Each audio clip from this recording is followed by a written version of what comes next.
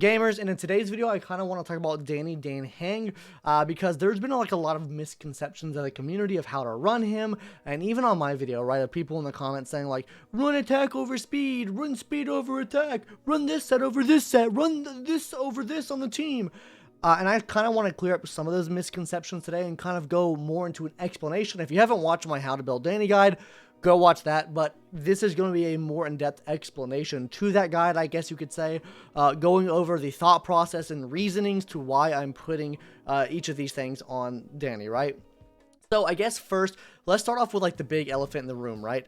Speed boots versus attack boots. That's like, I think the main thing that people were calling me out on is like, just run attack percentage on them. Yes, you can run attack percentage on them. It's not optimized, right? It's not optimized to run attack percentage on him because you do want him going as frequently as possible to be using his skill as frequently as possible at max stacks, right? He's not an easy character to run at all. Like, I think most people think that he's going to be easier to run than someone like Kafka, right? Because, you know, he just hit basic attack and skill and he go, and you not have to worry about much else when you actually have to worry about a lot more than you would have to worry about even for Jingyu, right? Because you need to be hitting that 3 skill stacked basic attack every single time, because if you don't, you're losing a lot of damage. I'm talking like every single time you put a skill point on this guy. I'm not going to talk about the multipliers, right? Because it's leaks. I'm not going to talk about it at all. So just take my word for it. Every single time you use his skill, it doubles the damage. So say at a level 1, right, it's a 100% multiplier, which is his basic attack, right? Say his level 2 now would be double that. So it's 200. Okay. So now you go up to his level 3, which is his second enhanced basic attack. That would be 400. Now, let's say you bring that up to a level 3, which is his, or level 4, which is his level, I guess, third basic, his highest or most damaging enhanced basic attack. That would be an 800. It multiplies by 2, basically, every single time it goes up. So you're using more SP to get the same amount or less damage when using 2 level 2 skills versus using like 1 level 3 skill, right? You're using 4 SP to do the same or less damage than where you would be using 3 skill points. So it's really optimal that you get these 3 skill points every single time. Now, you can run attack. It is viable to run attack on him. I'm not saying that it's not, right? I said in my video, you can run attack percentage. It's not the most optimal because you want him speed tuned correctly, so he's going 2 times in a turn, but the rest of your team needs to be super fast as well. If you cannot make your team super fast to also have them going twice in a turn, it's gonna be troll because you want him to be the last in the order, right? You want your Ting Yun to go, Pela to go, Luocha to go. We'll get into teams in a second here and talk about some misconceptions of the team in a second, but oh, fuck, I was streaming. Damn it. Quick little side note. That's going to be really scuffed because I clicked start streaming instead of start recording. So the quality there might be a bit scuffed, and I'm sorry about that. But if you haven't already, come check us out on twitch.tv. Anyways, back to what I was saying on that is you want the whole team to go before Danny goes, right? You want them all to go. You want them to charge SP for him. And then, you know, every 2 to 3 rotations, he'll get his ultimate back. You're probably going to want to run an ERR rope. People were saying in the comments to run an attack percent rope. I think ERR is going to be better for him. I think you need ERR just because of his energy cost being so high. He does have the highest energy cost for his ultimate in the game. Not going to talk about the exact number on that, but it is the highest in the game. Take that for what you will. That's why we also say you need Ting Yun on the team, because we need him to be charging his ultimate back to get a free SP back, because Ting Yun's going to have to use your skill every 3 turns. That's just how it goes, right? But yeah, realistically, for him to be the most optimized and well-tuned, he's going to need to be speed-tuned. That means he's not going ahead of them. He's not going way far before them, right? I do just want to reiterate, though, attack percentage can be used on him. It is not the most optimized to use on him. It is going to be hard to run regardless of this.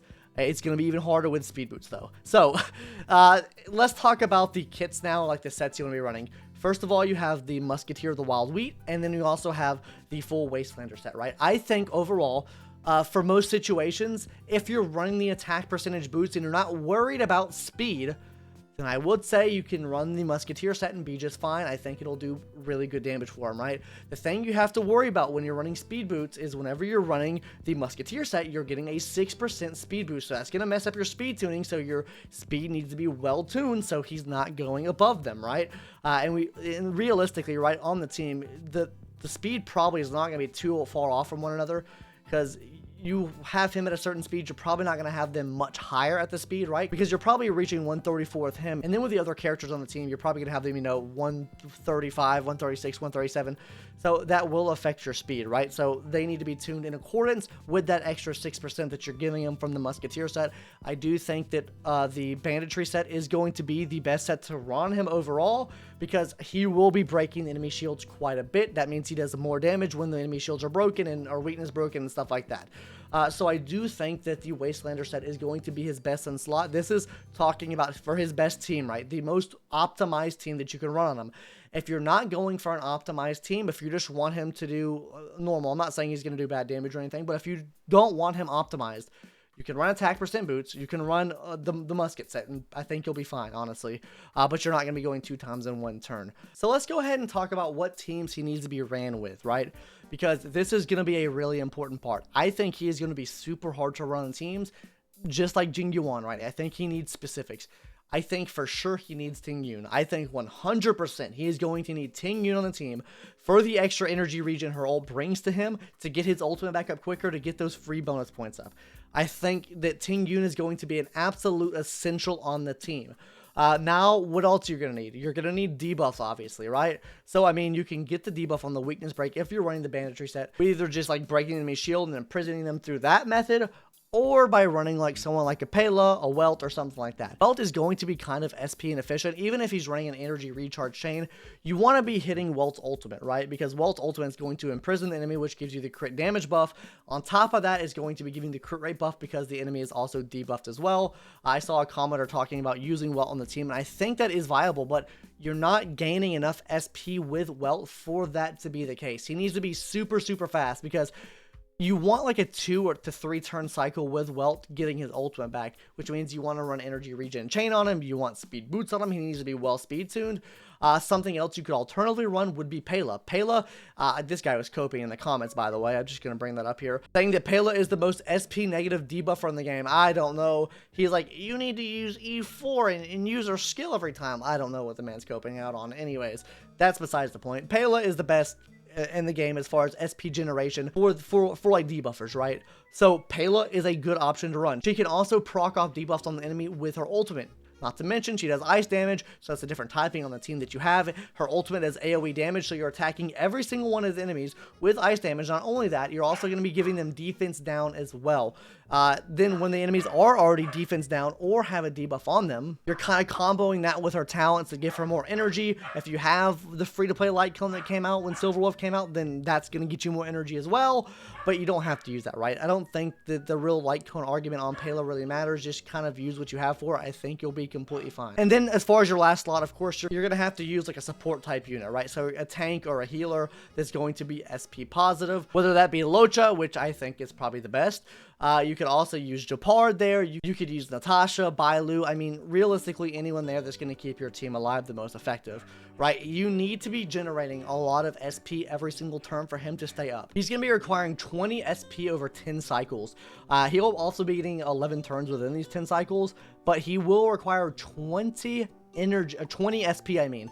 And that is a lot of energy. So when you're running him at his breakpoint speed to make him faster, this is going to increase that cost a lot, right? So you want as much SP that the team can possibly generate. I think even Ting Yun with the Bronyo Light Cone, I think that would immensely help her out. There are 2 ways you can run Danny though, right? And those 2 ways, don't worry about the close swap, I had some audio issues, is going to be running him either with 3 SP per turn, or running him 3 SP one turn, 0 SP the second turn, because there is not like a circumstance where I don't think you would want to use 2 SP just because it's SP inefficient and you're getting half the damage you would be getting from using 3 skill points, right? So I think it's either cycling between 3 skill points every single turn if you can generate that much SP, or if you're using someone like a Welt, maybe go 3 SP one turn, 0 SP the second turn, 3 SP the next turn, and then 0 SP. He still comes out having more damage than Jing Yuan if you use this method, but it's really to get it a pin on the team you can build for him, right? I think the speed boots, without being well tuned, this is what you're going to have to run. If you can get it well tuned, you can run the alternative method. It really just depends on the team at the end of the day, right? It depends on how you build the team overall. Also, I just want to say one team comp that is kind of scuffed is a mono imaginary comp. Just want to put that out there. It is not a very good comp to run as far as SP generation for the team. Yukong uses SP every couple of turns. Welt's having to use SP. The only SP positive person on the team would be Luocha. What you could alternatively do would be to switch out either Yukong or Welt with someone like a Silverwolf or something like that, because she's pretty SP positive, right? You could do that if you wanted to do that, but yeah. Now, the question you've all been waiting for, is Danny mid? I think we know the answer to this. Just look at his damage and tell me if he's mid. Please, just look at his damage, look at his multipliers, and tell me if that looks mid to you. If you think he's mid, then you probably need to see a mental health professional. Anyways, back to me with the other shirt on now, and ending this video, because that's gonna do it. Bye guys, see you later. Follow if you haven't already, subscribe if you haven't already, I mean. We're doing a giveaway for Fu Xuan, you know, mid Xuan. Because she's probably also going to be mid too, right? Anyways, yeah, that's going to do it. That's going to do it for today's video. If you guys enjoyed the video, leave a comment down below if you think I'm copium or not. Anyways, bye guys. See you later. Have a good one. Very copium outro, I know. But come check us out on stream. Subscribe as well. Bye.